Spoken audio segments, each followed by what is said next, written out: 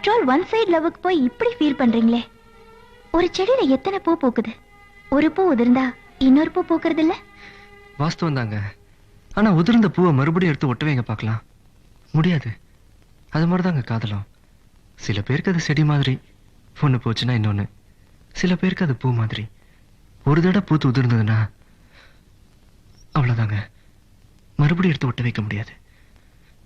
அது மாதிரிதாங்க என் காதலும். லவ் ஃபெயிலியர் ஆன எத்தனையோ பேர் வேற கல்யாணம் பண்ணிக்கிட்டு சந்தோஷமா இருக்கலையா?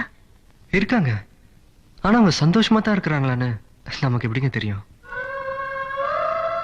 எங்க லவ் ஃபெயிலியரை வேற கல்யாணம் பண்ணிட்டு வாழ்ந்துட்டு இருக்காங்களே, அவங்க ஒவ்வொருத்தர் நெஞ்சையும் தொட்டு சொல்ல சொல்லுங்க பார்க்கலாம்.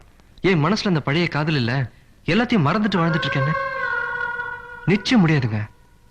100 வருஷம் ஆனாலும் எங்கோ ஒரு மூலையில அந்த முதல் காதல் வந்து ஞாபகப்படுத்திட்டு தாங்க இருக்கும்.